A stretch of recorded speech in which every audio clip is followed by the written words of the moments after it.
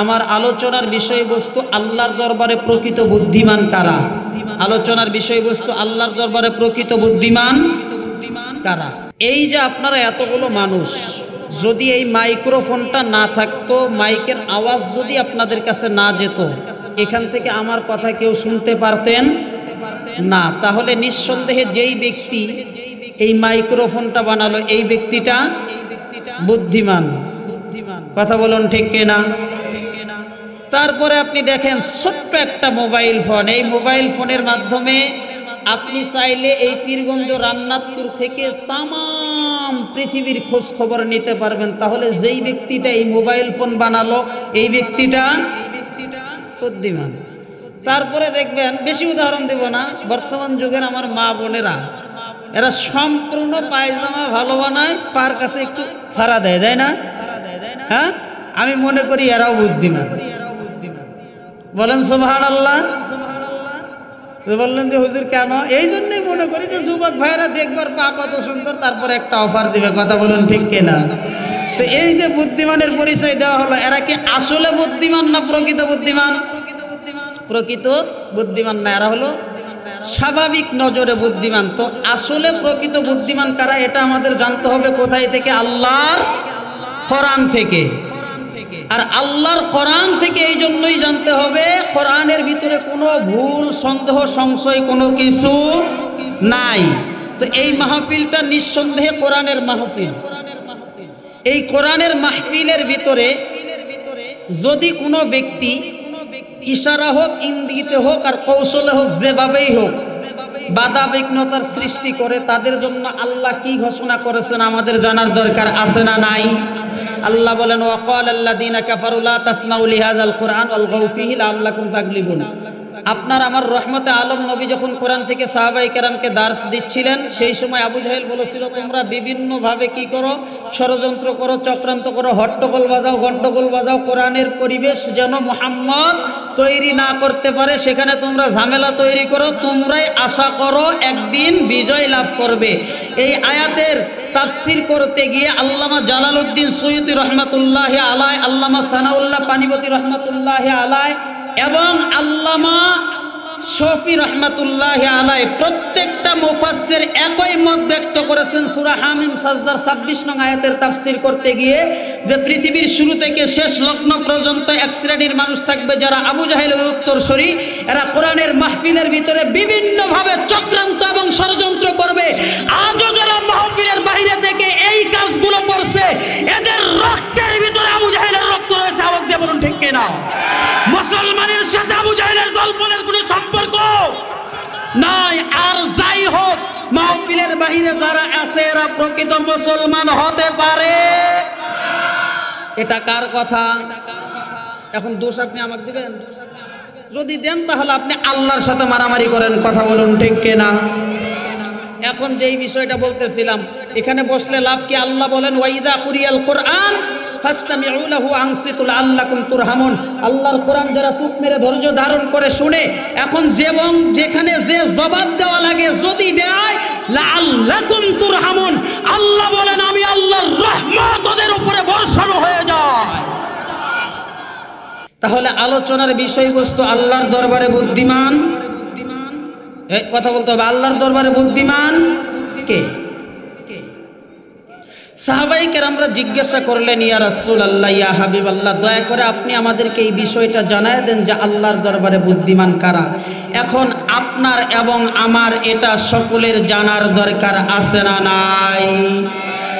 মুসলমান ভাইরা রে আমার, তাফসীরে জালালাইনের ভিতরে আসছে, আল্লাহ পাক রব্বুল আলামিন বলেন, ওগো হাবিব, আপনি দুনিয়ার জমিনের ভিতরে আমার অতি মোহাব্বতের আপন বান্দা বান্দীদেরকে, তথাপি আপনি নবীর উম্মতদেরকে জানায়া দেন, দুইটি গুণে আমি মালিকের দরবারে গুণান্বিত হবে যারা, আমি আল্লাহর দরবারে প্রকৃত বুদ্ধিমান হয়ে যাবে তারা।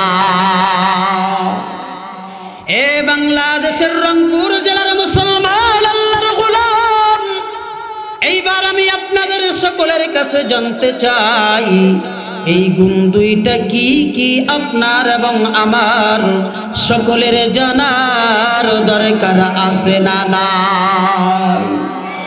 আল্লাহ পাক রব্বুল আলামিন বলেন, গো হাবিব আপনি তাদেরকে জানায়া দেন, আল্লাযীনা ইস্তামিউনাল কাওলা, এক নম্বরে যে যারা এই কথাগুলো মনোযোগ দিয়ে শোনে এবং আমি আল্লাহ পাক রব্বুল আলামিন এর কোরআনুল কারীম দিয়ে জিন্দেগি যাপন করে, আপনি তাদেরকে বলুন এই সমস্ত ব্যক্তিরা আর সাধারণ মানুষ থাকে না, এরা আমি আল্লাহর দরবারে প্রকৃত বুদ্ধিমানের প্রথম গুণটা অর্জন করে।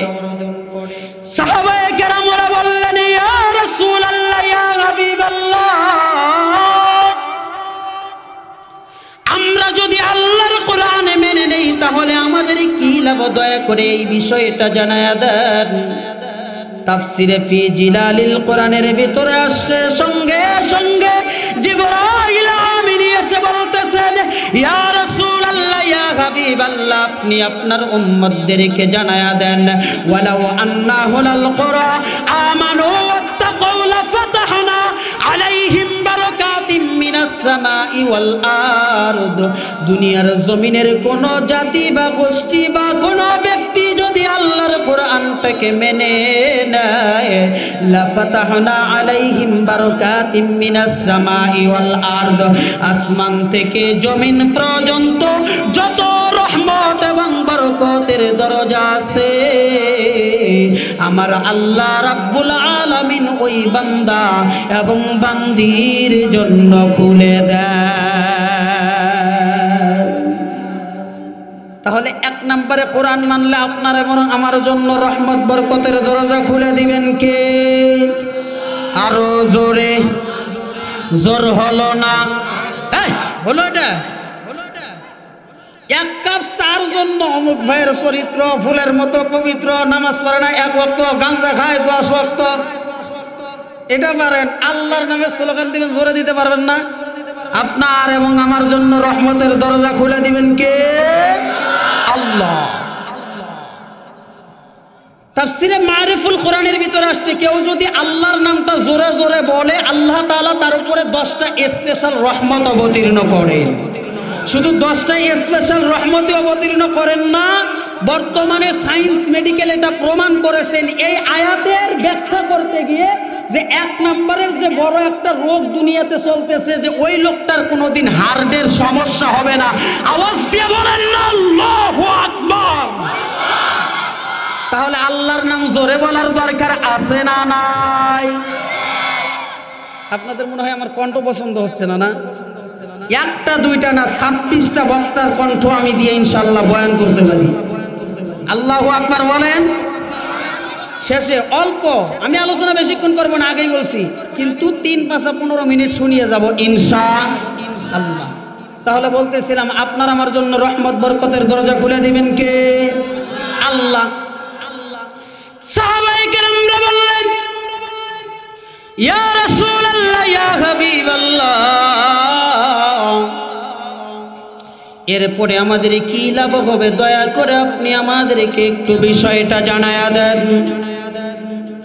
আপনার আমার রহমতে আলম নবী বলেন, এ আমার প্রাণের সাহাবীরা, ভালো করে শুনে নাও,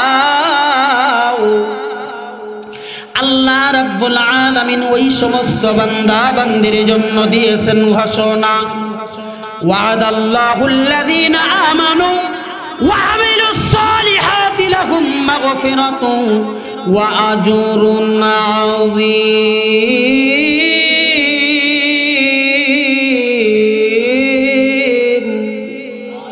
আল্লাহ পাক রব্বুল আলামিন বলেন, গো হাবিব আপনি দুনিয়ার জমিনের ওই সমস্ত আমার আপন বান্দা বান্দীদেরকে জানায়া দেন, আমি আল্লাহ তাআলা তাদের জন্য রহমত বরকতের দরজা খুলে দিয়ে ক্ষান্ত হব না। আমি আল্লাহ দিলাম তাদের জন্য ঘোষণা, আমি আল্লাহ তাআলা তাদের জন্য ওয়াদা করলাম, যখনই আমার বান্দা আমি আল্লাহর কোরআনকে মেনে নিয়েছে, আমি আল্লাহ আমার আপন নিজ জিম্মাদারিতে আমার বান্দা বান্দির অতীত জীবনের ক্ষমা করে দিলাম সকল গুনাহ। শুধু আমি আল্লাহ গুনাহকে ক্ষমা করে দিয়েই ক্ষান্ত হব না, ওয়াজরুন আযীম, এবং আমি আল্লাহ রাব্বুল আলামিন আমার ওই সমস্ত বান্দা বান্দীদেরকে আজরুন আযীম বিরাট পুরস্কার দিয়ে দুনিয়া এবং আখিরাতে দুই জগতেই আমি আল্লাহ তাদেরকে সাফল্য দান করব। একটু কালেমা পড়ি লা ইলাহা।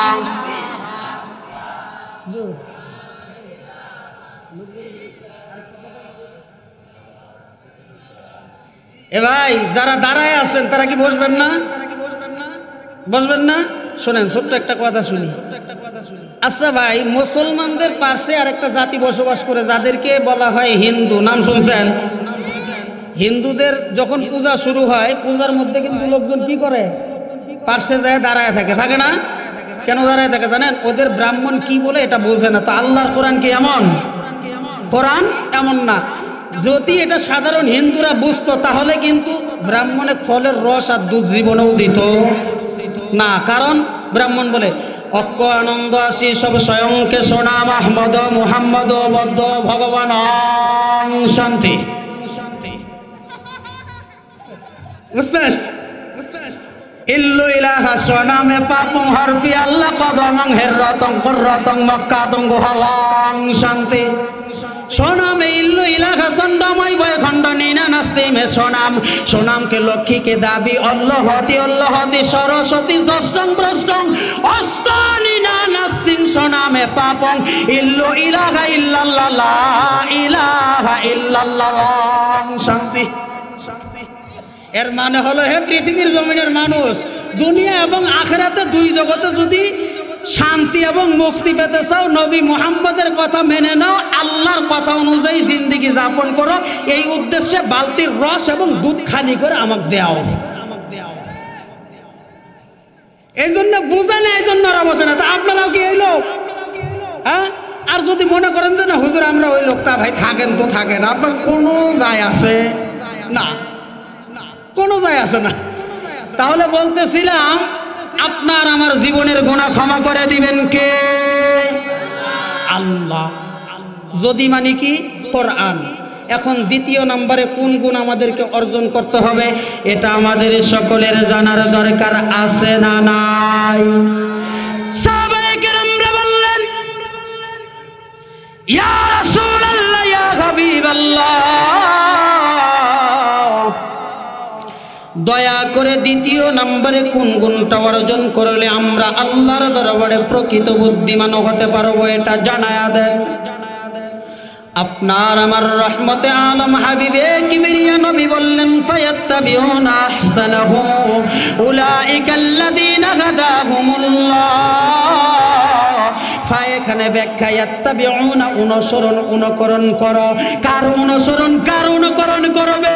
নবী মুহাম্মদুর রাসূলুল্লাহ সাল্লাল্লাহু আলাইহি ওয়াসাল্লামের অনুসরণ এবং অনুকরণ করবে। সাহাবায়ে কেরাম বললেন, ইয়া রাসূলুল্লাহ, কেন আপনার অনুসরণ এবং অনুকরণ করব? আল্লাহ রাব্বুল আলামিন সঙ্গে সঙ্গে জিবরাইল আমিনকে পাঠিয়ে দিলেন। তাফসিরে বাইজাবিতে আসছে, তাফসিরে আসরাবুল বায়ানের ভিতরে আসছে, লাকাদ কানা লাকুম ফি রাসূলিল্লাহি উসওয়াতুন হাসানা। আমি আল্লাহ রাব্বুল আলামিন তামাম বিশ্বের মানুষের জন্য নবী মুহাম্মদুর রাসূলুল্লাহ সাল্লাল্লাহু আলাইহি ওয়াসাল্লামের মধ্যেই রেখে দিয়েছি উত্তম আদর্শ। দ্বিতীয় নম্বরে এই গুণটা যদি কেউ অর্জন করতে পারে, আমি আল্লাহ তাদের জন্য দিলাম ঘোষণা, ওয়া উলাইকা হুম উলুল আলবাব।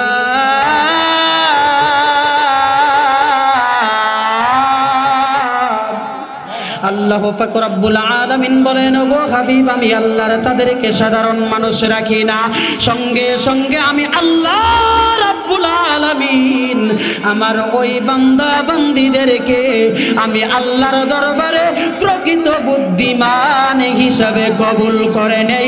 আওয়াজ দিয়া বলুন না সুবহানাল্লাহ। তাহলে এই দুইটা গুণ আমাদের সকলের অর্জন করার দরকার আছে না নাই? আছে।